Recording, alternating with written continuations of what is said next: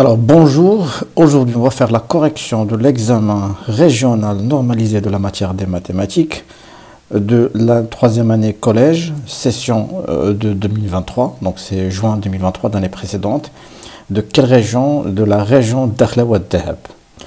Très bien, donc comme vous le voyez, donc l'examen se présente comme tel. 5 exercices, un petit changement, au lieu de commencer par un exercice, ou plutôt les exercices sur les équations, et sur les vecteurs et sur les fonctions. On mélange un petit peu les exercices et on commence par l'exercice 1 sur la statistique et après les fonctions. Donc on privilégie ici donc les statistiques, 2 points. Soit on commence par les plus faciles jusqu'aux plus difficiles, soit c'est juste pour changer un petit peu la présentation de l'examen. Sans tarder, on va commencer, on va attaquer l'exercice 1, 2 points sur les statistiques et on écrit exercice 1.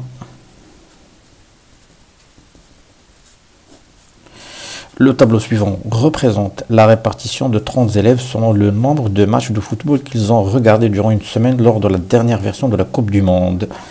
Très bien. Donc ici, nous avons le nombre de matchs. 0, 1, 2, 3 et 4, 5. C'est des petites valeurs. C'est des valeurs qui sont croissantes. Systématiquement, je comprends qu'il s'agit d'une série statistique discrète en valeur. Ça, c'est la première lecture qu'on peut faire. Nombre d'élèves, ça c'est le caractère. Et ici, le nombre d'élèves, c'est-à-dire voilà, c'est l'effectif. Et ici, c'est l'effectif cumulé. Donc, ils ont déjà calculé la première, ils ont mis 5, d'accord. Il y a 2 cases qui sont à compléter, je pense.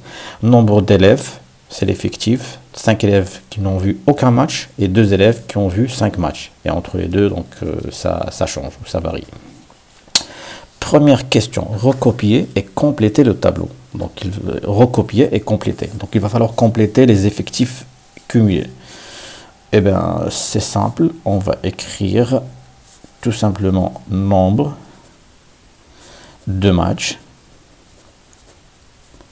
Je peux écrire entre parenthèses caractère pour montrer que j'ai bien assimilé mon cours. Je mets 0, 1, 2, 3, 4 et 5. Je mets le nombre d'élèves. Entre parenthèses, c'est l'effectif. Pour montrer que j'ai bien compris que la première ligne, c'est le caractère et la deuxième ligne, c'est l'effectif. 5 élèves, 4, 10 personnes, 7 personnes, 2 personnes et 2 personnes. Et l'effectif cumulé qu'il va falloir calculer à chaque fois si on a besoin pour déterminer la médiane. Vous vous rappelez du cours, la médiane, c'est l'un des paramètres de position en statistique. Donc l'effectif cumulé, ici on nous a donné 5. 5 plus 4, ça fait 9. 9 plus 10, ça fait 19. C'est le cas. 19 plus 7, c'est 26. C'est le cas. 26 plus 2, ça fait 28. Et 28 plus 2, ça fait 30. Et c'est le cas. Et ça, bien sûr, on sait que le dernier effectif de notre série statistique, ce n'est que l'effectif total. C'est n. Maintenant, deuxième question, déterminer le mode de cette série statistique. Pour calculer le mode, il va falloir chercher l'effectif le plus grand et de chercher le caractère qui correspond à cet effectif le plus grand. Ici, l'effectif le plus grand, c'est quoi? C'est pas 5, c'est pas 4, c'est pas 7, c'est pas 2, c'est pas 2, c'est 10. Donc l'effectif le plus grand, c'est 10. Et 10 correspond à quoi? Correspond à la valeur du caractère de 2. Donc le mode de cette série statistique, c'est 2. Et on écrit ça. Déterminant le mode de cette série statistique. On commence pour l'effectif le plus grand, on a l'effectif le plus grand est 10. Première phrase. La valeur du caractère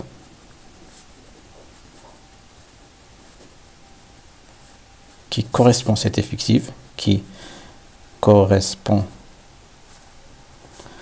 à cet effectif, c'est-à-dire 10, et 2.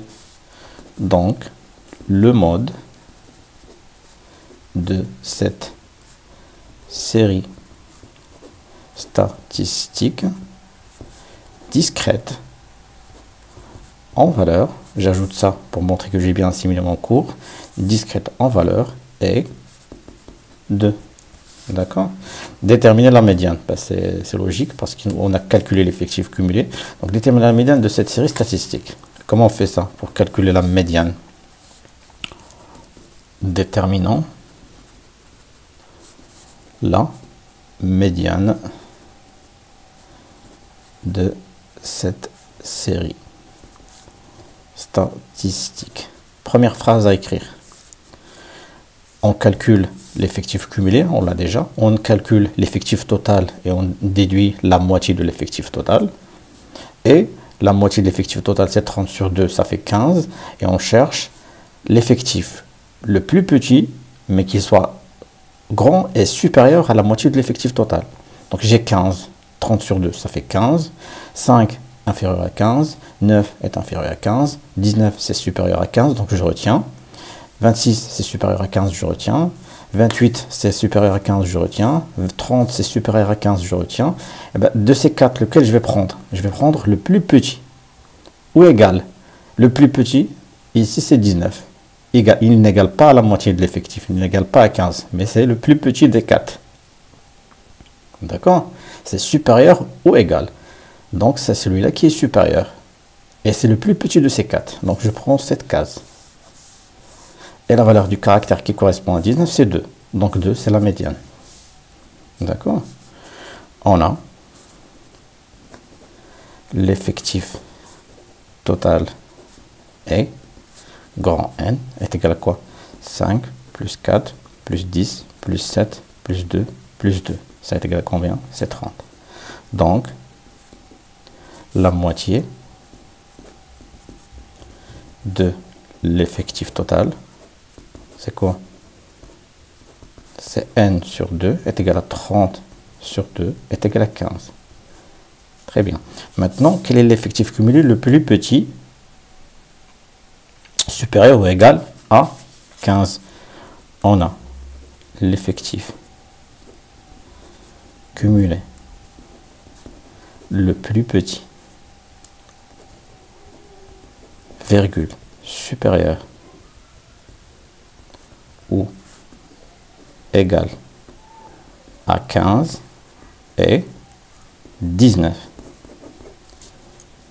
La valeur, je reprends la phrase, la valeur du caractère qui correspond à cet effectif cumulé, qui correspond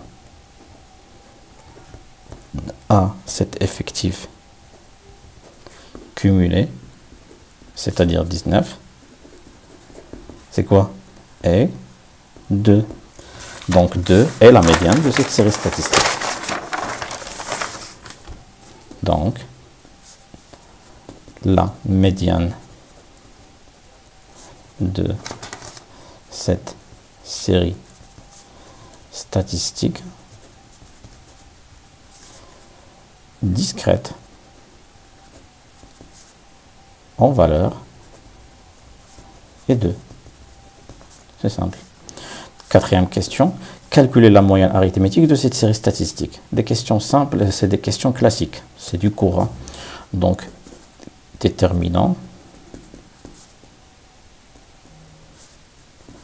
la moyenne arithmétique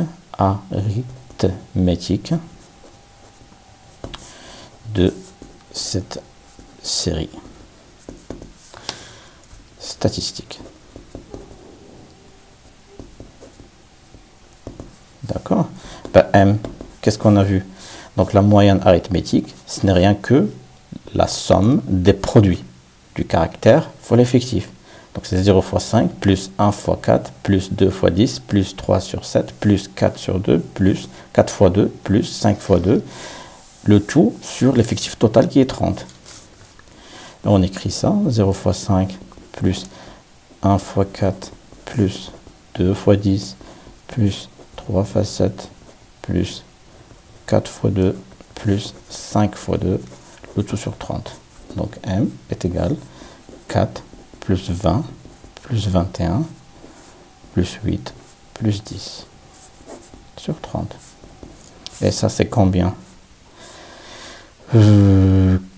Donc 21, 20, c'est 41, 51, 55 et 8, 63 sur 30.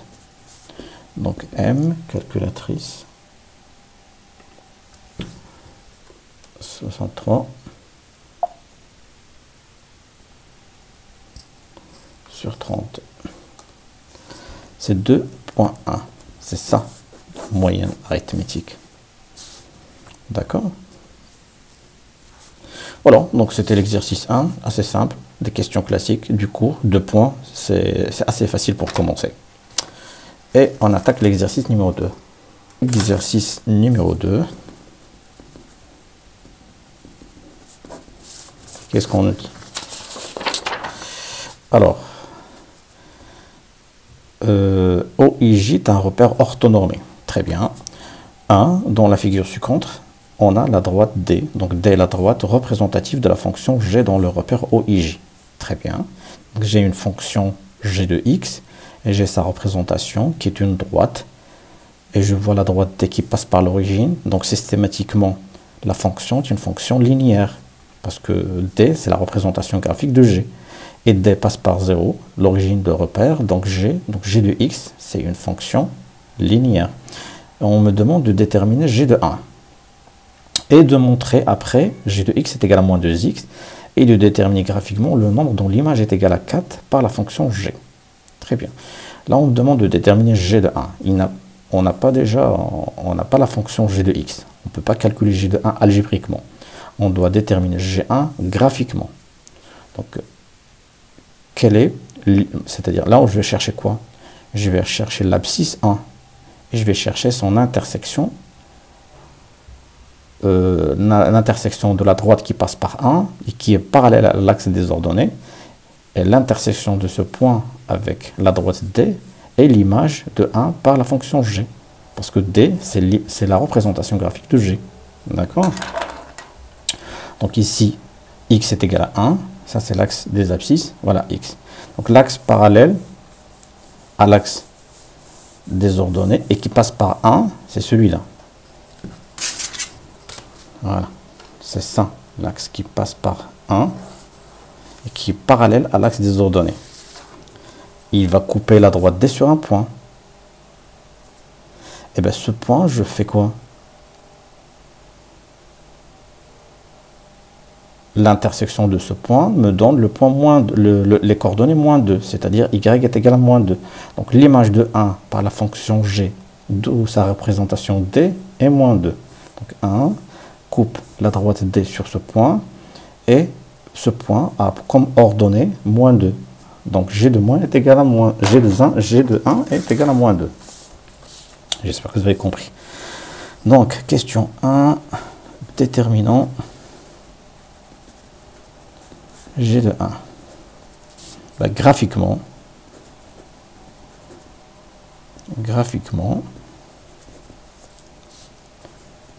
l'image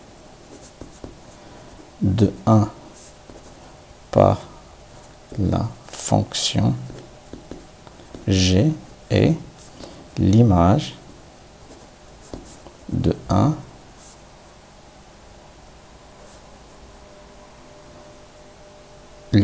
1 suivant la droite D, car D est la représentation de G. Représentation de G. D'accord? Ainsi, G de 1 est égal à moins 2. Moins 2. Très bien. Maintenant, on me dit montrer que G de X est égal à moins 2X. B. Montrant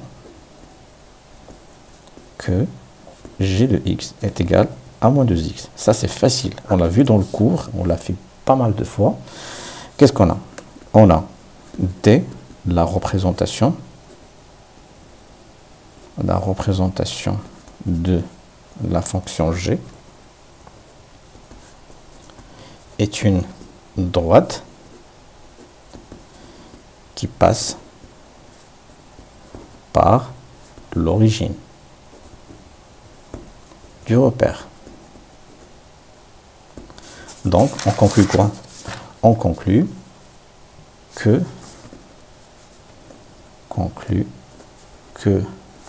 la fonction g de x est une fonction linéaire.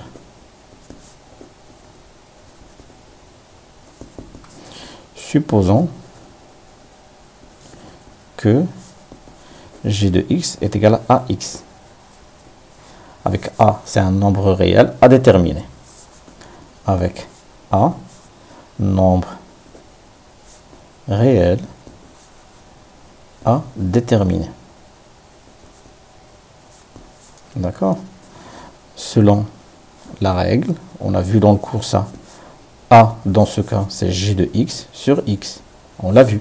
Quand il s'agit d'une fonction linéaire, le coefficient de cette fonction, c'est g de x sur x. Et quand il s'agit d'une fonction affine, a, le coefficient est égal à g de x moins g de x' sur x moins x'. Mais dans ce cas, c'est g de x sur x, un seul point. Pourquoi? Parce que ça passe par l'origine. D'accord?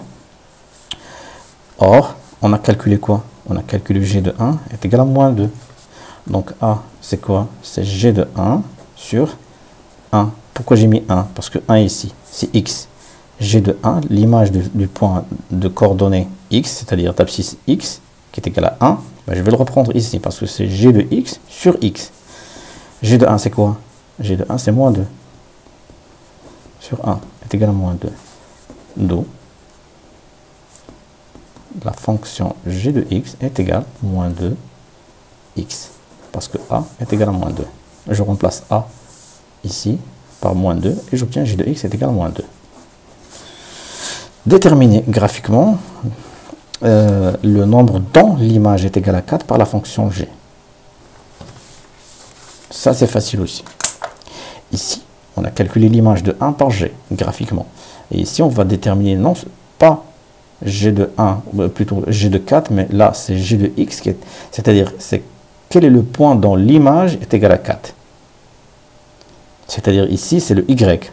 Ici, c'était le x, g de x est égal à 1. Mais ici, c'est l'image, c'est-à-dire y est égal à 4. Donc, je cherche le point de coordonnées y est égal à 4. Donc, c'est quoi son abscisse par rapport à la droite D? Donc, ici, c'est 4. Je cherche 4. 1, 2, 3 et 4. La parallèle, je trace la droite parallèle qui passe par 4 et qui est en parallèle avec l'axe des abscisses. Voilà. Et quand je trace ça, ça coupe la droite D sur un point. Et ce point, si je fais sa projection sur l'axe des abscisses pour chercher x, et je trouve moins 2. Donc, c'est 4 moins 2. D'accord. Graphiquement, on a g de moins 2 qui est égal à 4. D'accord?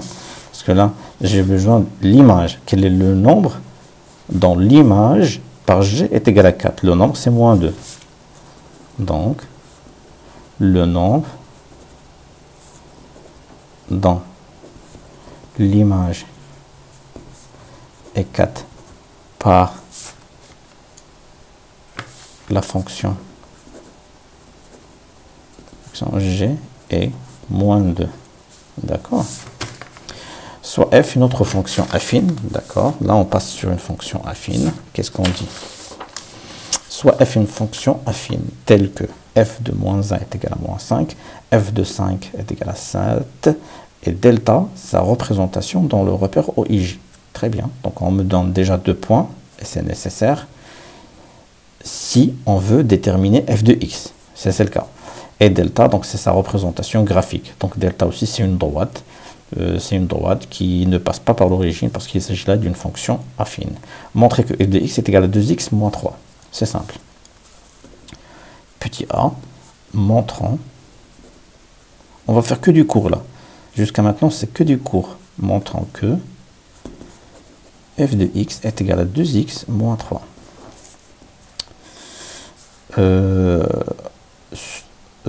On va dire, supposons que f de x est égal à x plus b, avec a et b sont des nombres réels à déterminer. Sont des nombres réels à déterminer. Très bien. Pour calculer le coefficient a, calculons le coefficient. Ça, c'est du cours. Si vous revenez sur les vidéos des cours, vous allez trouver tout ça. Donc, calculons le coefficient a. La règle, qu'est-ce qu'il dit? C'est f de x moins x' sur x moins x', c'est-à-dire 2 points. Un point d'abscisse x, je mets son image ici, et je mets son abscisse ici.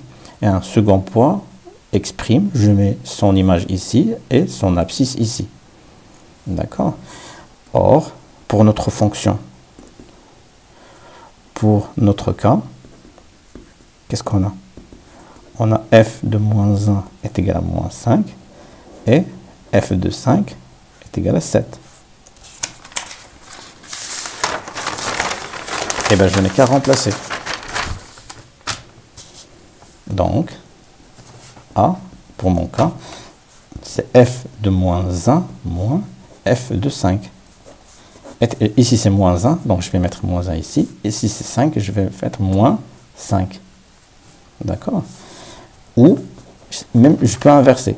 C'est f de 5 moins f de moins 1 sur, ici c'est 5, je mets 5, moins, ici c'est moins 1, donc c'est moins 1. Dans les deux cas, je vais obtenir le même résultat. Donc a est égal à quoi? F de moins 1, c'est 5. Là, je remplace. F de moins 1, c'est-à-dire l'image de moins 1 par f, c'est moins 5. Je mets 5. Et l'image de 5 par f, c'est 7. Moins 7 sur moins 1, moins 5 est égal. Moins 5, moins 7, ça fait combien? Ça fait moins 12. Sur moins 6 est égal 2. Prenons ce cas. F de 5, c'est 7. Moins f de moins 1, c'est moins 5. Sur 5, moins 1. A est égal 7 plus 5, c'est 12. Et 5 plus 1, ça fait 6. Et donc A est égal à 2. Vous avez vu? C'est toujours le même résultat. Maintenant, calculons f de 3. Attends, on a déjà calculé A. Il va d'où f de x, c'est quoi? C'est 2x plus b, parce que je viens de déterminer A. Maintenant, déterminons b. C'est quoi b? C'est l'ordonnée à l'origine. Ça, c'est du cours. D'accord? On a quoi? On a f de x est égal à 2x plus b. Et f de moins 1 est égal à quoi? Est égal à moins 5. Et f de 5 est égal à 7. Ben, je remplace soit celle-là dans ça. En remplaçant l'une des deux images dans 1. L'équation 1. On va remplacer soit celle-là dans ça. Ici, f de x est égal à 2x, c'est-à-dire f de moins 1. Si je mets f de moins 1, ou sinon, je reprends, c'est f est égal 2 quelque chose plus b. Ça, c'est ça. C'est ça l'équation 1. Ici, j'ai un x, et je peux changer x ici, je peux trouver son image. Mais ici, qu'est-ce que je vais mettre? Puisque j'ai f-1, f5 qui est égal à 7, f-1 est égal à moins 5, je n'ai qu'à remplacer le x ici, soit par moins 1, soit par 5. Si je mets ici moins 1, je mets ici moins 1. D'accord? Donc du coup, f-1 est égal à quoi? 2 fois moins 1, ça fait moins 2 plus b. f-1, c'est quoi? C'est moins 5. Est égal à moins 2 plus b. Ça, c'est une équation du premier ordre. Donc b est égal à quoi? Moins 5 plus 2 est égal à moins 3. On peut même utiliser l'autre image. F est égal à 2 fois quelque chose plus b. D'accord? Ici, on a utilisé le moins 1. Ici, on va utiliser le 5. 5 et 5. F de 5, c'est quoi? C'est 7, est égal 2 fois 5, ça fait 10, plus B. Donc B est égal 7 moins 10, ça fait moins 3. Même résultat. C'est logique. Donc, f de x,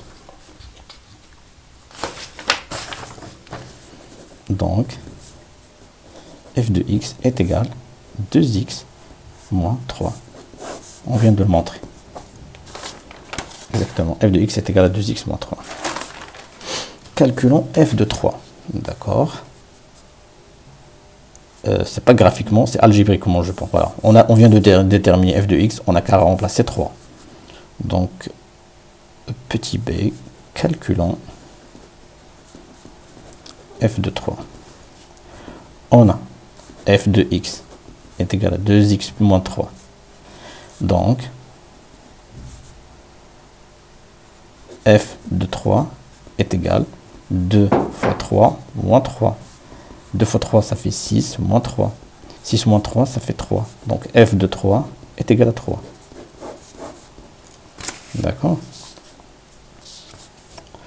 Petit c, déterminons le nombre dont l'image est égale à 5 par la fonction f. Ça, c'est l'inverse. Ici, on nous a donné x. On n'a qu'à remplacer x par 3 pour déterminer f de 3. Ici, c'est l'inverse. On va vous donner l'image qui est égale à 5 et c'est à nous de déterminer x. Ça revient à écrire que f de x est égal à 5. Calculons ou déterminons. Ça, on l'a déjà vu plusieurs fois. Déterminons le nombre dans l'image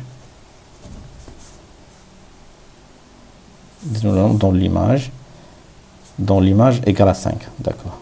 Est égal à 5. Cela revient à déterminer f de x est égal à 5. f de x, c'est 2x moins 3 est égal à 5. Maintenant, j'ai à chercher x. Donc, 2x est égal à 5 plus 3. X est égal à 8 sur 2 est égal à 4. Donc, c'est f de 4 qui est égal à 5. Ainsi, le nombre est 4. D'accord? Déterminer le nombre réel positif A, sachant que le point M appartient à la droite delta. C'est simple. On a xm et ym. Xm est égal à A, ym est égal à A au carré moins 2. M appartient à la droite D, à delta. Donc ça veut dire quoi? Ça veut dire que les coordonnées du point M vérifient l'équation réduite de la droite delta. Et la droite delta, c'est quoi? C'est la représentation de la fonction f. Donc l'équation réduite de la droite delta, c'est y est égal à 2x moins 3. On enlève f de x et on met y. Y est égal à 2x moins 3. Ça, y est égal à 2x moins 3, c'est l'équation réduite de delta. Puisque m vérifie, plutôt m appartient à delta, il vérifie l'équation réduite. J'en ai qu'à remplacer xm, ym dans delta et de remplacer par a et a au carré moins 2. Intéressant cette question. Ok, déterminons le nombre réel positif. Ah, d'accord. Donc déjà, il doit être positif et un nombre réel avec m qui appartient à delta. On a la droite delta est une droite représentation de la fonction f. Donc, son équation réduite s'écrit delta y est égal à 2x moins 3. M de coordonnées xm, ym appartient à delta. Donc, elle vérifie l'équation 1. D'accord? Ben, si les coordonnées du point M vérifient l'équation réduite de delta, on n'a qu'à remplacer. Ainsi, ym est égal à 2xm moins 3. Parce que m appartient à la droite delta. Et l'équation réduite de delta, c'est y est égal à 2x moins 3. Puisque m appartient à delta, donc il vérifie l'équation. C'est-à-dire, si j'écris ym, ben, systématiquement, c'est 2xm moins 3. Or, xm, c'est quoi? C'est a. Et ym, c'est a au carré moins 2. D'accord? Ça, c'est intéressant. Eh bien, j'en ai qu'à remplacer. En remplaçant dans l'équation 2. Qu'est-ce qu'on obtient? Ym, c'est a au carré moins 2, est égal à 2 fois xm, c'est a, donc fois a, moins 3. J'ai remplacé. Donc, j'ai remplacé ym par a au carré, et j'ai remplacé xm par a, parce que xm est égal à a. Donc, a au carré moins 2 est égal à 2a moins 3. D'accord? C'est une équation du second ordre. Donc, il va falloir la simplifier. A au carré moins 2a moins 2 plus 3 est égal à 0. A au carré moins 2a, 3 moins 2, ça fait 1, est égal à 0. Et ça, est-ce que je sais résoudre une équation du second degré? Oui, je sais, mais il va falloir la simplifier. On a vu dans le cours, si on a un a au carré ou x au carré, il faut vérifier les identités remarquables, il faut factoriser, ainsi de suite. Ici, on ne peut pas factoriser, donc c'est systématiquement une identité remarquable. Donc celle-là, je peux l'écrire a au carré, moins 2 fois 1 fois a, plus 1 au carré. Comme si je dis a au carré moins 2ab plus b au carré. Et le b ici, c'est 1. Et le a, c'est le a. Donc a moins 1, le tout au carré. Car identité remarquable.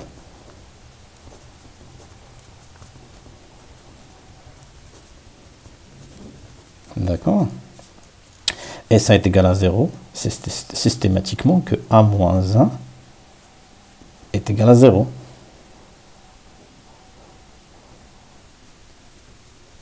D'où a est égal à 1. Et ça, c'est un nombre positif réel. Ainsi, xm, c'est quoi? C'est 1. Et ym, c'est quoi? C'est 1 au carré moins 2 est égal à moins 1. Donc, m a de coordonnées 1, moins 1.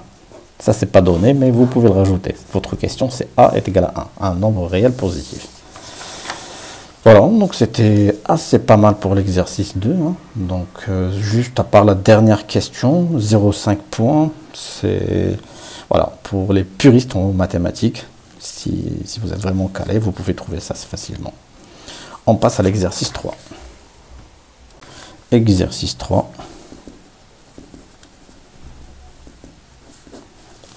Résoudre les équations suivantes. Vous avez vu, donc les questions, plutôt les exercices sont un petit peu mélangés. Exercice 3, question 1, donc résolution. Donc la première équation, résolution de l'équation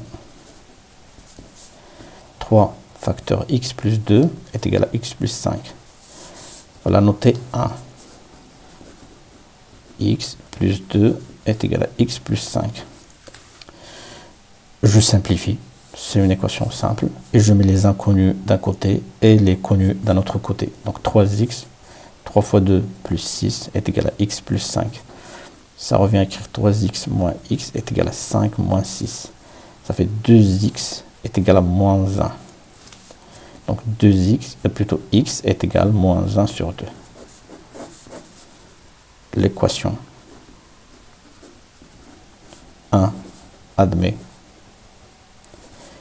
une unique solution moins 1 sur 2. D'accord? Deuxième équation, résolution Toujours le même principe, deux équations, une inéquation et un système. Et un petit problème. Résolution de l'équation x moins 2 facteur 3x plus 1 est égal à 0. Deuxième question. Celle-là aussi, c'est simple. Hein. On a vu ça dans le cours. Un facteur, ça revient à dire que cette équation est égale à 0 ou cette équation est égale à 0. Donc x moins 2 est égal à 0 ou 3x plus 1 est égal à 0. X est égal à 2 ou 3x est égal à moins 1, x est égal à moins 1 sur 3. Donc, l'équation 2 admet deux solutions 2 moins et. Ici, on a mis ou, ici, on met et. 2 et moins 1 sur 3. D'accord? Deuxième question, résoudre l'équation suivante. On va prendre une nouvelle page. Deuxième question, résolution de l'inéquation 3x plus 1 strictement inférieur à moins x plus 5. Là aussi, c'est simple, il n'y a pas de forme compliquée. Je mets les inconnus d'un côté et les connus d'un autre côté. On va la noter 3. 3x plus 1 strictement inférieur à moins x plus 5. On vient écrire 3x plus x strictement inférieur à 5 moins 1. Ça fait 4x strictement inférieur à 4. Donc x strictement inférieur à 1. C'est simple. Donc, tous les nombres réels supérieurs, ou plutôt strictement supérieurs,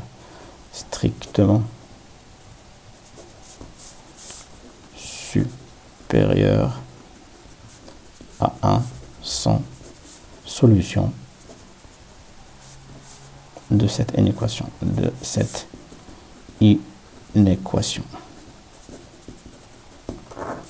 Voilà, système, résolution du système.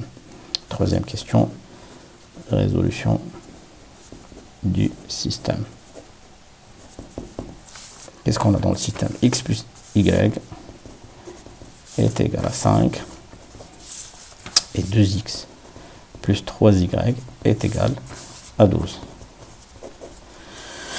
On peut résoudre ce système par deux méthodes, comme on a vu dans le cours, soit la méthode graphique, soit la méthode algébrique. On ne spécifie pas ici comment on va le résoudre, on nous laisse le choix. On va éviter la résolution graphique parce que ça demande de tracer des droites et ainsi de suite. Pour être précis, on va utiliser la méthode algébrique. On a la méthode par substitution ou la méthode par combinaison linéaire. Ici, je vois que j'ai 1 plus y est égal à 5 et plus 3y est égal à 12. Donc, si je veux utiliser la combinaison linéaire, je serai forcé à multiplier la première équation par un facteur de 3 ou de 2. Ça dépend. Si je veux éliminer y ou si je veux éliminer x. Mais par contre, par substitution, je peux dire que x est égal à 5 moins y et je remplace. Je pense que la substitution est plus facile ici. Donc, méthode algébrique par substitution. Je mentionne ça pour dire quelle technique je vais utiliser. Donc, de l'équation 1, on a x plus y est égal à 5. Donc, x est égal à 5 moins y. Équation 3. Remplaçons ou substituons x par sa nouvelle valeur. Remplaçons l'équation 3 dans l'équation 2. Donc, c'est 2 facteurs de quoi? 5 moins y plus 3y est égal à 12. Ça fait 10 moins 2y plus 3y est égal à 12. Ici, c'est 3 moins 2, ça fait y est égal à 12 moins 10 est égal à 2. Donc, y est égal à 2. Maintenant, remplaçons 4 dans 3. Remplaçons 4 dans 3. Et on aura x est égal à 5 moins 2. 5 moins 2, ça fait 3. Ce qui implique que x est égal à 3.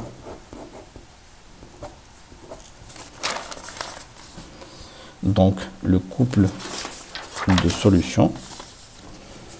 Donc, le couple 3, 2 est solution unique du système. D'accord? Maintenant, on a un petit problème. Dans un supermarché, on vend des bananes à 10 dirhams le kilo et des pommes à 15 dirhams le kilo. Ali a acheté 5 kilos des deux fruits pour un total de 60 dirhams. Combien de kilos Ali a-t-il acheté de chaque fruit? Oui. On va reprendre le schéma qu'on utilise tout le temps. Donc, problème. Donc, c'est quoi la première étape qu'on utilise, qu'on suit? Donc, la première étape, c'est le choix des inconnus. Et le choix des inconnus, on le tire directement de la question en elle-même. Ici, on dit combien de kilogrammes Ali a acheté de chaque fruit. Donc, on va dire que c'est le poids ou c'est le... On va dire c'est le poids. Donc, le poids acheté, on va prendre X qui est le poids des bananes et Y le poids des pommes. Deuxièmement, la mise en système. Mise en système, elle est simple. Donc, je dois tirer la première équation et la deuxième équation. La première équation, je vais la tirer des phrases que j'ai dans le problème. Par exemple, la deuxième phrase, ils me disent qu'un total de 60 dirhams. Et ici, elle a acheté 5 kilos des deux fruits. Donc, le total des kilos, c'est 5. D'accord? J'écris ça, je pris la première question et je reprends la seconde énoncée et j'écris ma deuxième équation. 3, c'est la résolution du système. Et la résolution du système, elle est toujours dépendante de la question avant. Parce qu'on ne va pas résoudre le système à chaque fois. Donc, on va dire que la résolution, on l'a vu dans la question 3 et on reprend la résolution. Et quatrièmement, c'est retour au problème. On retourne au problème, retour au problème, vérification et réponse aux questions.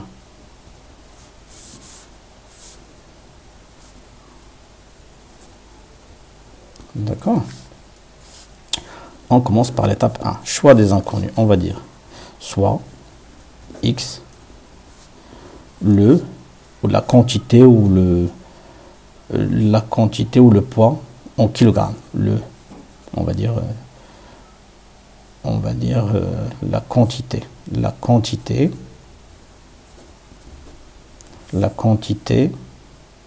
de bananes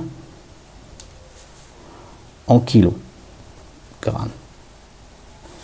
Et soit Y, la quantité de pommes en kilos. C'est ça la question. Donc les inconnus, on les tire toujours des questions. Combien de kilos Ali a acheté de chaque fruit, c'est-à-dire les bananes et les pommes. Deuxième question, deuxième étape, c'est la mise en système. Ali a acheté 5 kilos de deux fruits. Donc la totalité des kilos qu'il a acheté des deux fruits, c'est 5 kilos. Ça veut dire que X plus Y est égal à 5. On sait que, on reprend la phrase, on sait que Ali a acheté 5 kilos des deux fruits.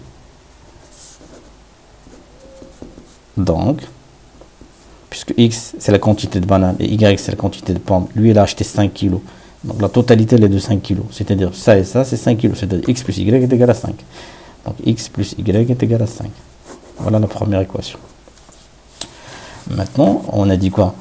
Le supermarché vend les bananes à 10 dirhams le kilo. Et les pommes, c'est 15 dirhams le kilo. Et on me dit qu'il a dépensé un total de 60 dirhams. C'est-à-dire quoi? C'est-à-dire que 10 fois X plus 15 fois Y est égal à 60. C'est ça la totalité. On sait que Ali a acheté 60 dirhams de ces fruits pour 10 dirhams le kilo des bananes et 15 dirhams le kilo pour les pommes. Donc 10 pour les bananes c'est x, donc 10 fois x plus 15 fois y est égal à 60 dirhams. Et celle-là, il ne ressemble pas à mon système. C'est 2x, 3y, donc je peux simplifier. Ici, un facteur en commun, c'est 5. 10 sur 5 plus 15 sur 5 est égal à 60 sur 5. Je divise tout par 5. 10 sur 5, ça fait 2x. 15 sur 5, ça fait 3y, pardon.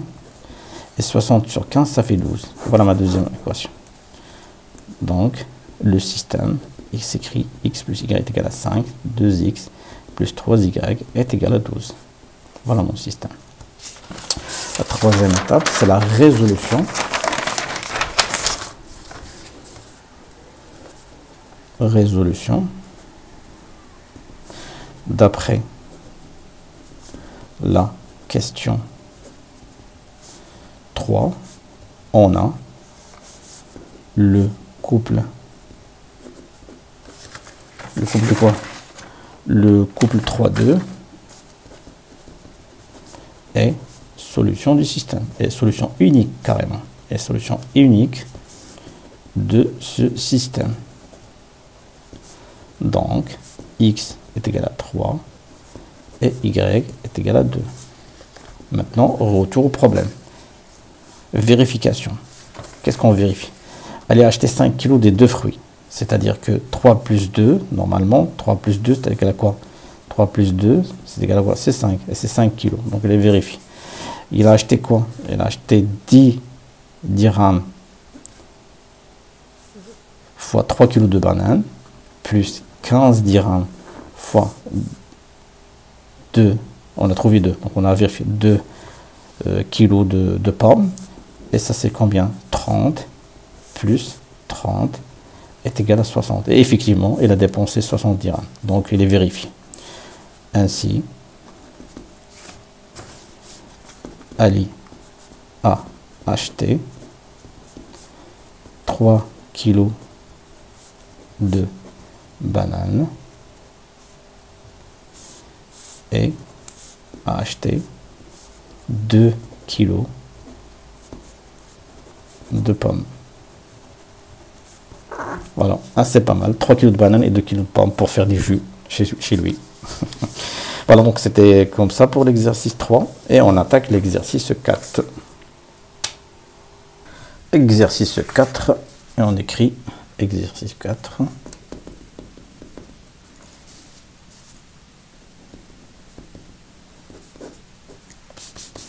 Qu'est-ce qu'on dit dans l'exercice 4? Dans un repère orthonormé O et J, on considère les points suivants. Très bien, comme d'habitude. Le point A de couple de coordonnées 4, 1. Le point B de couple de coordonnées 2, 5. Et le point C de couple de coordonnées 3, 2. Très bien. Placez les points A, B, C, D dans le repère O et J. D'accord. Représentation, on a des chiffres qui sont maximum 5. Donc, on va considérer ce plan. Comme d'habitude, l'axe des ordonnées avec des unités d'1 centimètre pour avoir un repère normé d'1 centimètre. On prend la perpendiculaire qui est l'axe des abscisses. Bien sûr, toujours 1 centimètre d'unité.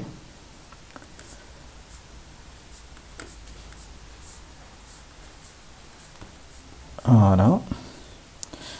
X, axe des abscisses, et Y, axe des ordonnées. Le point O, origine du repère. Le point I et le point J, qui définissent mon repère orthonormé. Très bien. Le premier point est de coordonnées 4, 1. 4, 1, ça fait 1, 2, 3 et 4. Donc 4 pour X et 1 pour Y. Donc 4X, je prends la droite qui est parallèle à l'axe des ordonnées, qui passe par 4. Quelque part ici, et 1, donc qui passe par le point Y1 et qui est parallèle à l'axe des abscisses. Et l'intersection de ces deux droites va définir le point A. Le point B, c'est 2, 5. 2 et 5. Donc déjà, la parallèle à la droite des ordonnées qui passent par 2. Et 5. 1, 2, 3, 4 et 5. Donc la parallèle, donc perpendiculaire et parallèle, ça va passer par le point B. Et le point C, c'est 3, 5. 3, 5, 3, 2, pardon. Donc 3, parallèle qui passe par 3. Et c'est celle-là. Et 2, donc c'est la droite qui passe par 2, c'est-à-dire y est égal à 2, et qui est parallèle à l'axe des abscisses. L'intersection de ces droites va définir le point C. Très bien. Voilà, donc la représentation de A, C et B. Déterminer les coordonnées du vecteur AB.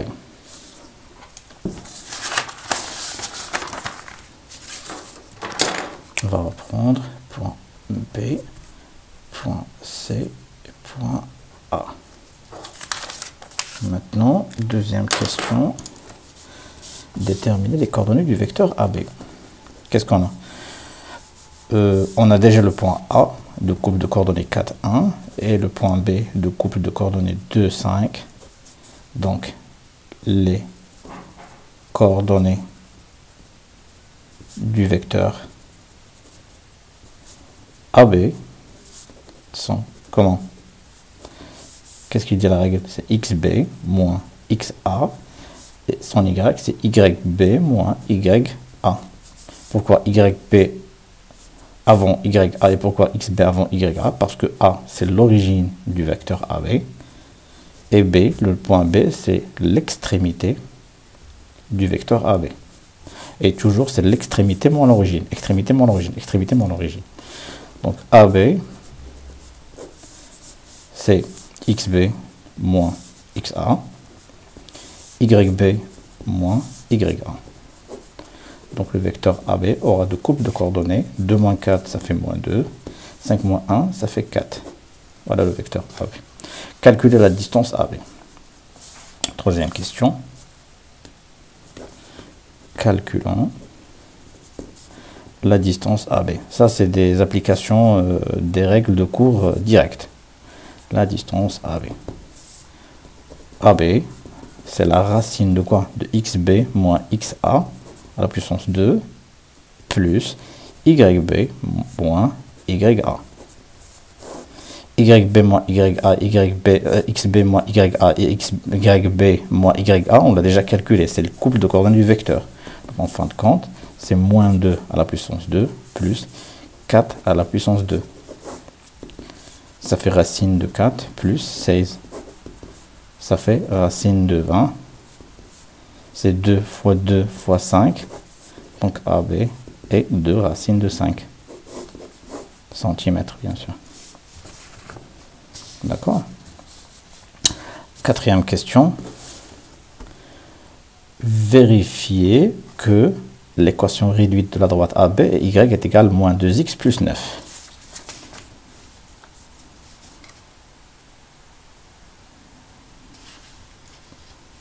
Comment on va le faire? Vérifions que l'équation réduite de la droite AB et Y est égal à moins 2x plus 9. Là, on ne me dit pas de déterminer ou de calculer ou de prouver que l'équation réduite de la droite AB est égale, Y est également 2x plus 9. C'est plutôt de vérifier. Et comment on peut vérifier? On sait que AB, la droite AB, c'est une droite qui est définie par le point A et B. Donc, on a le couple de coordonnées du point A, le couple de coordonnées du point B. Donc, si le couple de coordonnées vérifie l'équation, cette équation, alors on peut dire que celle-là, c'est l'équation réduite de la droite AB. D'accord? On a A qui appartient à AB. Et A est de coordonnées 4, 1. Remplaçons XA dans l'équation 1. Et calculons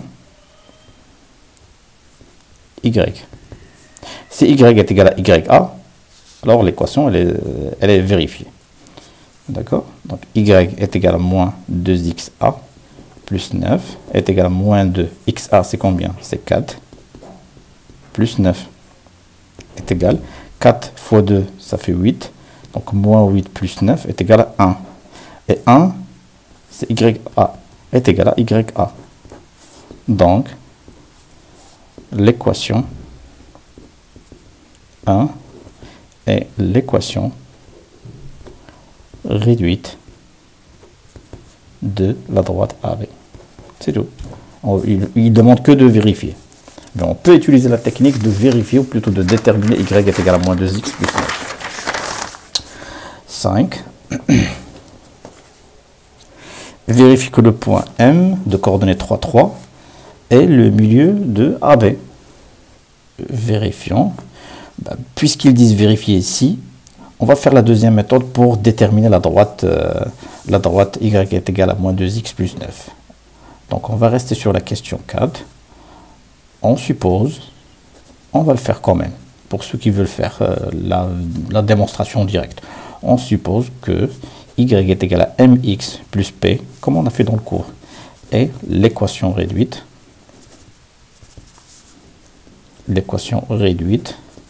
de la droite AB. D'accord? Déterminons la pente M, parce que là c'est la pente. M, c'est quoi? C'est YB moins YA sur XB moins XA. Ou YA, on peut inverser. YA moins YB sur XA moins XB. On aura toujours le même résultat. C'est toujours la pente. Et quand il s'agit d'une fonction, on dit que c'est un coefficient. On calcule le coefficient A. Mais pour une droite, on dit M, et M c'est la pente, ou c'est le coefficient directeur. Coefficient directeur.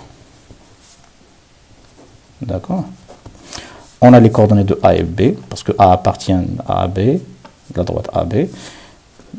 Donc, M est égal à quoi? YB, c'est 5. YA, c'est 1. XB, c'est 2. Et XA, c'est 4. 5 moins 1, ça fait 4. 2 moins 4, ça fait moins 2. Ça fait moins 2. Donc M est égal à moins 2. D'où l'équation réduite, c'est moins 2x plus P.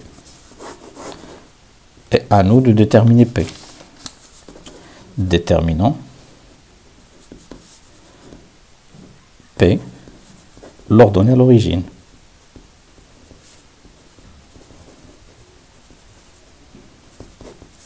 On a A qui appartient à AB. Donc le couple de coordonnées vérifie l'équation 1. Donc le couple de coordonnées de A vérifie l'équation 1. D'accord? Couple. Donc YA est égal à moins 2XA plus P. YA, c'est combien? C'est 1. Moins 2XA. XA, c'est combien? C'est 4. Plus P. Donc P est égal à 1 plus 8 est égal à 9. D'où l'équation réduite de la droite AB s'écrit comment? Y est égal à moins 2x plus 9. Est-ce que c'est le cas? C'est le cas. Y est égal à moins 2x plus 9. D'accord? Là, on vient de le vérifier. On vient de le démontrer carrément. Et pour la question numéro 5, on va aussi démontrer que M de coordonnées 3, 3 est le milieu du segment AB. M est milieu du segment AB. D'accord? On a A de coordonnées 4, 1.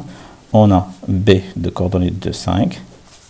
Donc, le couple de coordonnées de M, milieu du segment, c'est XB ou XA plus XB sur 2. YA plus YB sur 2. Donc, c'est la moyenne. D'accord? C'est la moyenne parce que M, c'est la moyenne du segment. C'est le milieu. Et le milieu, c'est la moyenne, en fin de compte. Donc, M est égal à XA plus XB.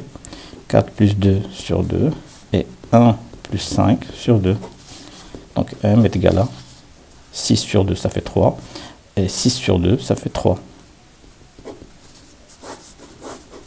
Exactement. On vient de le vérifier. Question numéro 6. Soit T, la translation de vecteur AC. Très bien. T, translation de vecteur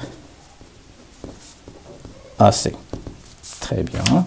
Construire le point E, l'image de B par la translation T.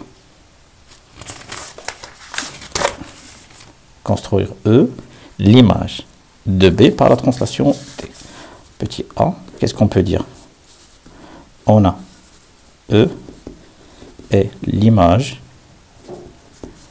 de B par la translation T de vecteur AC. Et on écrit, ça c'est dans le cours, hein. Une fois que je vous donne une translation d'un vecteur AC, je vous dis que E est l'image d'un point B par cette translation T, systématiquement, qu'est-ce que j'écris? J'écris AC est égal BE. Ça, c'est la règle, puisque E, c'est l'image de B par la translation AC, plutôt la translation T de vecteur AC. Donc, la translation T transforme le point A en C et va transformer le point B en E. Donc, A en C et va transformer B en E. Et ça, c'est vérifié avec, systématiquement, une fois que j'écris ça, avec la distance AC qui est égale à la distance BE. On l'a vu. Et quoi d'autre? Ainsi, ACEB est un parallélogramme, parce qu'on a deux vecteurs qui sont égaux. Parallélogramme. Alors là, on peut tracer et, puisque ACEB est un parallélogramme, on peut rajouter quoi?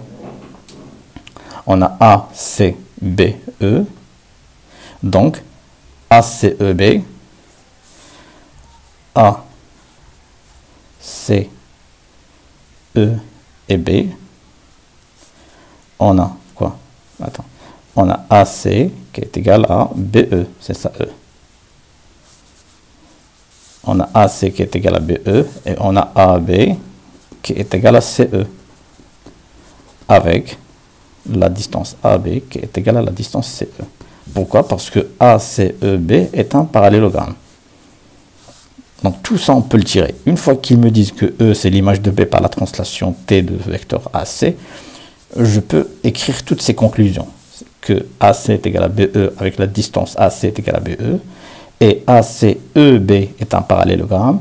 Et puisque ACEB est un parallélogramme, et on a dit AC est égal à BE, bah, si ces deux côtés sont parallèles, les deux autres côtés sont aussi parallèles et sont de même distance. Donc AB est égal à CE et la distance AB est égale à la distance CE. D'accord? Et là, on peut tracer le parallélogramme. C'est ça? Ou plutôt l'image de B. On va reprendre le repère qu'on a fait tout à l'heure. Voilà. Qu'est-ce qu'on a là? Le vecteur AC, c'est ici.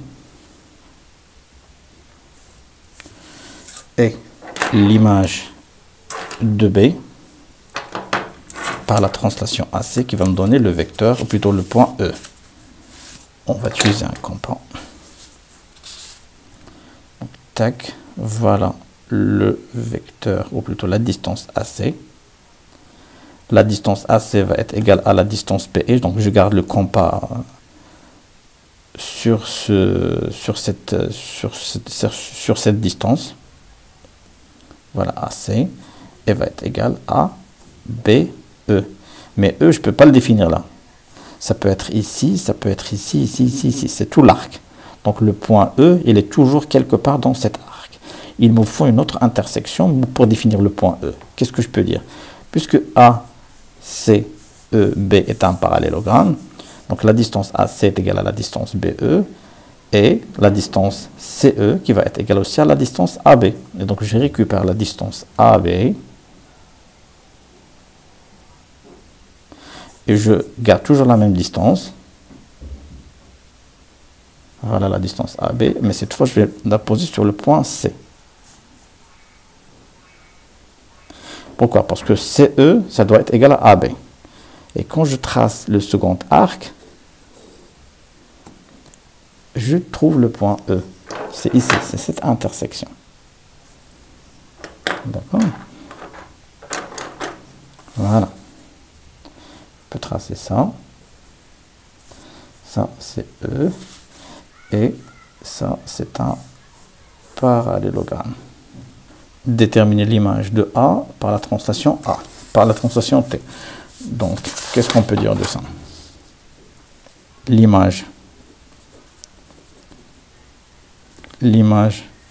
déterminons l'image de A par la translation T. On a la translation T et de vecteurs AC. Donc, elle transforme le point A au point C. Donc, l'image de A, c'est C. Donc, l'image de A par la translation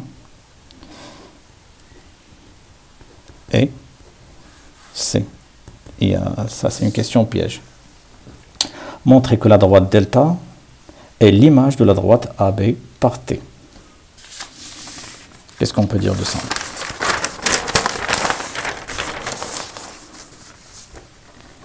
Question C. Montrons que la droite delta d'équation réduite y est égal à moins 2x plus 8 est l'image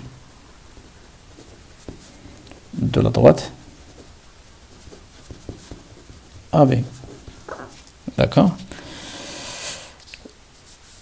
On détermine déjà l'image de la droite AB par la translation T. On a l'image de A par la translation T. C'est quoi? C'est C. C'est pour cela qu'on m'a posé la question. L'image de A par la translation T. Donc A, c'est C. Et l'image de B par la translation T, c'est E. D'accord? Donc,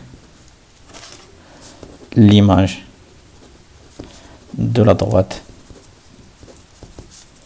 AB par T et la droite CE. D'accord?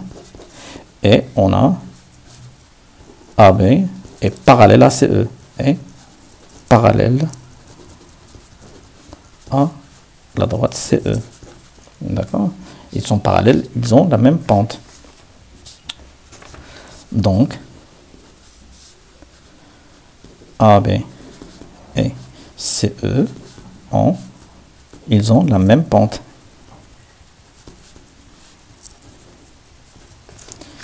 Et puisque la pente de AB c'est combien? C'est moins 2. Or, la pente de AB est moins 2. Donc, l'équation réduite de CE peut s'écrire y est égal à moins 2x plus P', avec P' à déterminer. Comment on va déterminer P? On a C qui appartient, le point C qui appartient à la droite CE et E qui appartient à la droite CE. J'ai les coordonnées de C, mais E, j'ai pas les coordonnées de E, donc je vais utiliser les coordonnées de C. Et les coordonnées de C, c'est 3, 2. D'accord. Qu'est-ce que je peux écrire? On remplace XC dans l'équation 1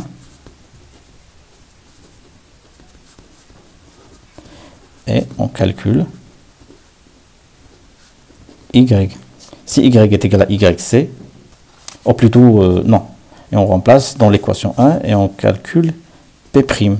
Donc on remplace C, XC et YC dans l'équation 1 et on calcule P, pardon.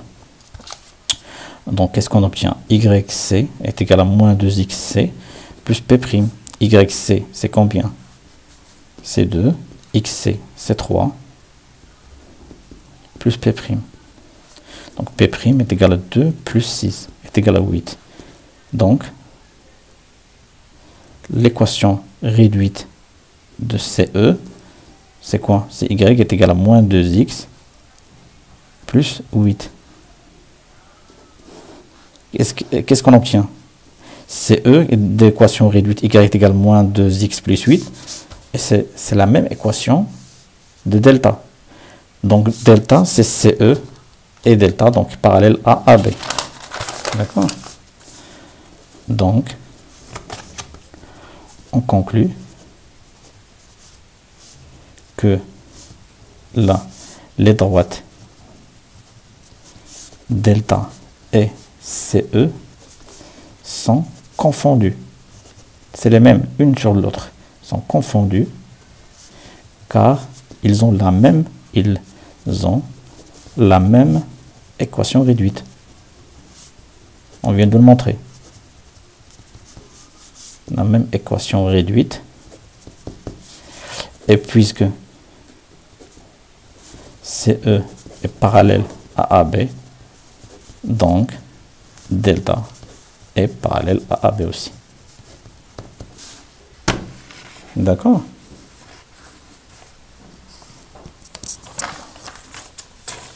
Voilà, c'était pour l'exercice 4. Ah, c'est pas mal. Exercice 5.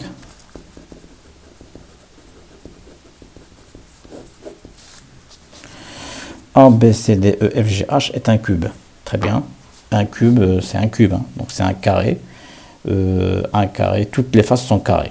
Donc, toutes les faces ont la même R et l'arête de même distance. AB est égal à 9 cm. Très bien.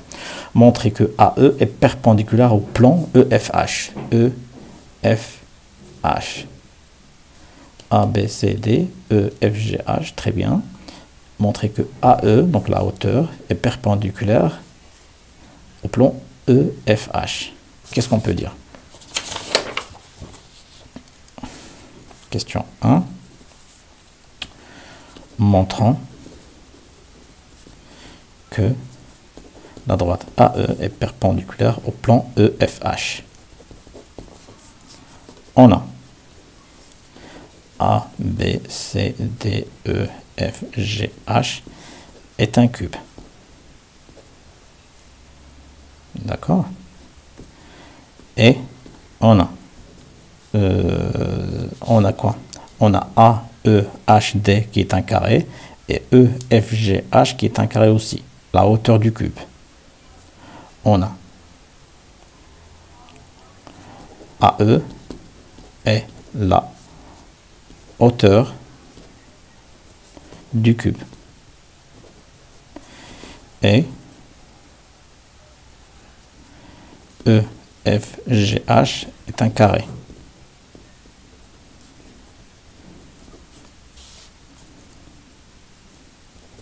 Donc, AE, la droite AE est perpendiculaire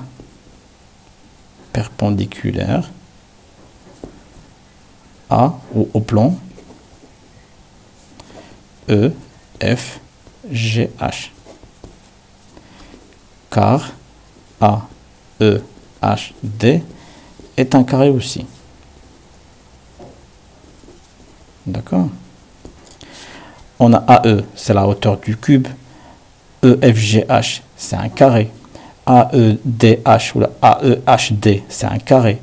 Donc, tous les côtés sont perpendiculaires sur l'autre. Donc, du coup, cette face, elle est perpendiculaire à cette face. Donc AE est perpendiculaire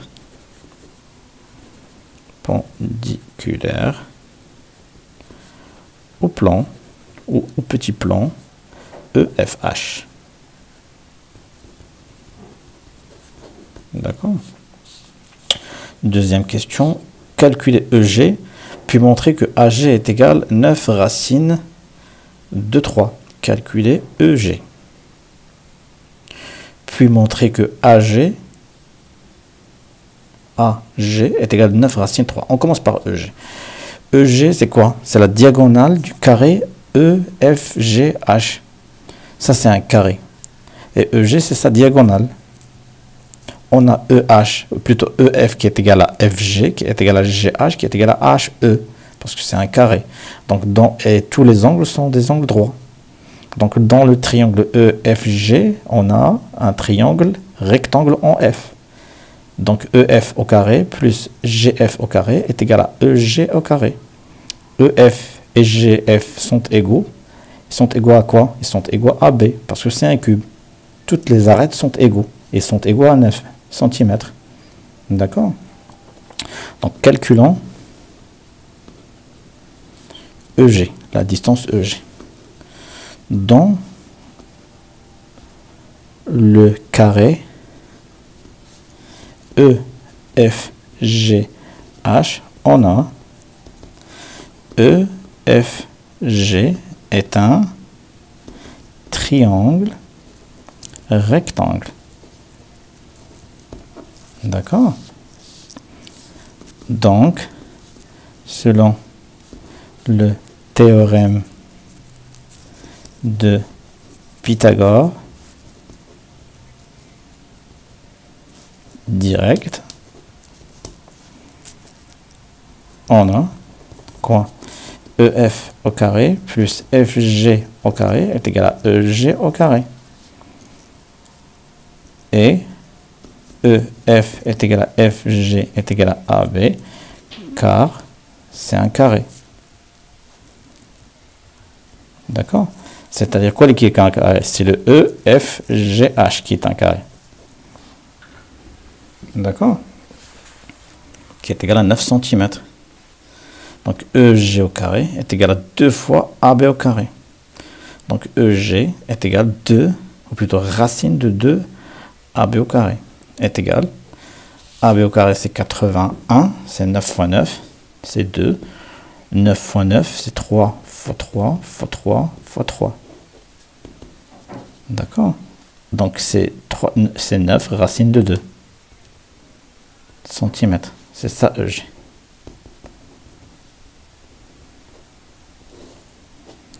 Très bien. Maintenant, on va calculer AG.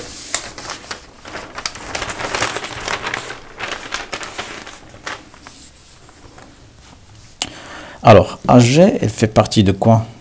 On a déjà calculé EG. Si on considère le triangle de AEG, AE, on connaît la distance de AE parce que c'est AB.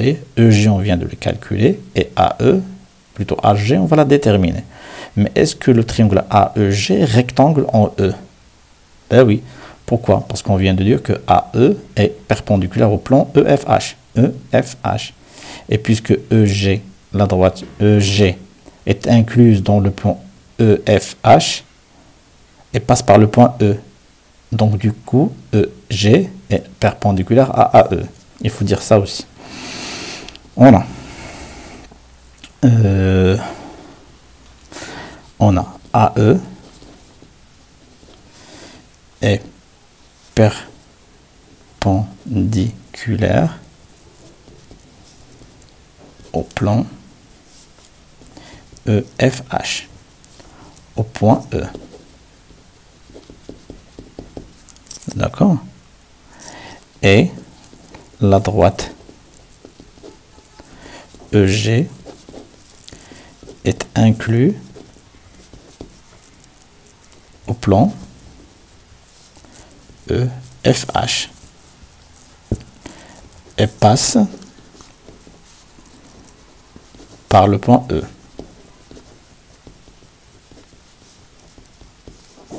D'accord?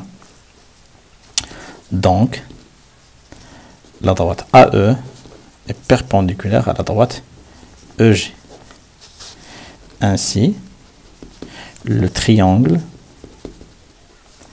AEG est rectangle en E. D'où AE au carré plus EG au carré est égal à AG au carré. Donc AG au carré est égal à AE, c'est quoi AE? AE c'est AB. AE va être égal à AB. Car on a un cube. D'accord? Donc AG au carré est égal à EG au carré plus AB au carré. Donc AG est égal à racine de EG au carré plus AB au carré. EG, on vient de le déterminer, c'est 9 racine 2. Et AB, c'est 9 à la puissance 2. Ça, c'est 9 fois 9, c'est 81 fois 2 plus 81. Et ça, c'est quoi? C'est 81 fois 3.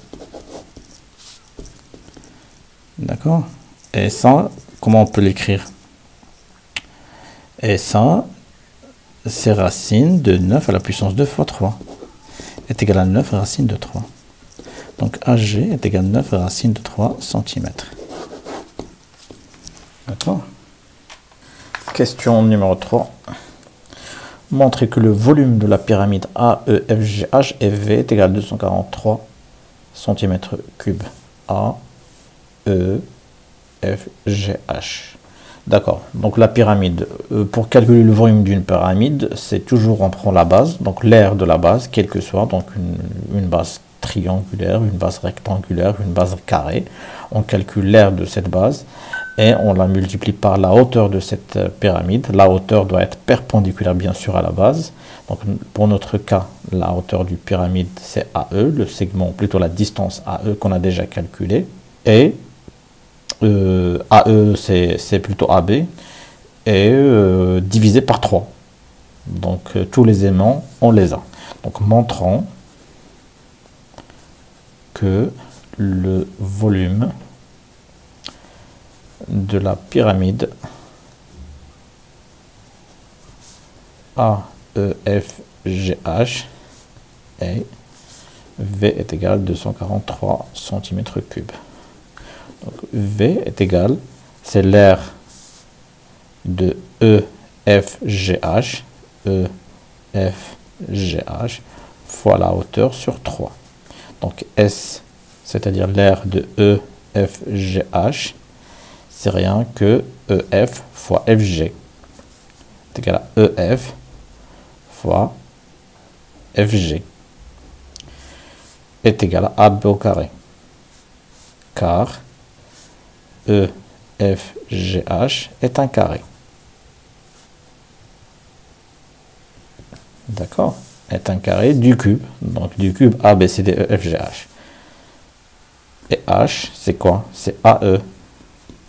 Et AE, c'est aussi AB. Donc V est égal à AB au carré fois AB sur 3. Est égal à AB à la puissance 3 sur 3. C'est 9 à la puissance 3 sur 3 est égal 3 fois 9 à la puissance 2. C'est-à-dire 3 fois 81. Et ça, c'est 243. 81, c'est 162. Plus 81, c'est 243. Exactement. Centimètres cubes. D'accord? La pyramide AE', F', donc la petite pyramide AE', F', G' qui n'apparaît pas, donc c'est quelque part ici, G', H' est obtenu par une réduction de rapport 1 sur 3 de la pyramide AEFGH, de la grande pyramide. Calculez le V' ou le volume V' de la pyramide AE', F'G', H', donc la petite pyramide. Ça c'est facile, donc c'est une question classique. Donc calculons le volume de la petite pyramide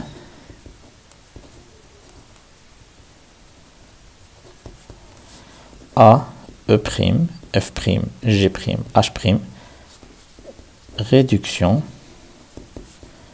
de la grande pyramide A, E, F, G, H de volume 243 cm3 qui est réduction ou de réduction obtenue par réduction de rapport de réduction de réduction 1 sur 3. D'accord? Ben, c'est simple. Donc c'est V, on va dire que c'est V', hein. V', justement c'est V' est égal quoi? Est égal à 1 sur 3, le tout à la puissance 3, fois le volume de la grande pyramide. À la puissance 3 parce qu'on travaille avec des volumes. On a vu ça dans le cours. À la puissance 3, c'est on travaille avec des volumes. À la puissance 2, c'est on travaille avec des aires. Et à la puissance 1, il s'agit d'une distance. Donc V', c'est quoi? C'est 1 sur 27 fois 243. 243, on a dit que c'est 3 fois 9 fois 9. Et 27, c'est 3 fois 9. Donc, le V', c'est cm3, c'est 9 cm3. On peut faire ça directement sur la calculatrice pour être sûr. 243 divisé par 27. Exactement, c'est 9 cm3. D'accord? Et ben voilà, c'était la dernière question. Donc l'examen, en général, c'est assez facile, hein. Donc il n'y a pas de questions qui sont un peu difficiles. Juste le réarrangement, à part cette question, du deuxième exercice. Et le réarrangement des exercices, on commence par les statistiques et la fonction affine et linéaire. Et après, donc les questions classiques, équations, le système, les vecteurs, la géométrie dans l'espace. Je peux dire que l'examen est assez facile, hein, à part cette question, 0,5. Donc avoir 19 ou 19,5, 18, 19, 19,5, c'est à la portée. Donc c'est assez facile. Donc voilà, sur ce, c'était la correction de l'examen de la région de Dakhla Oued Dahab. La prochaine fois, on va faire la correction d'un 10e examen. D'ici là, portez-vous bien et je vous remercie. À la prochaine.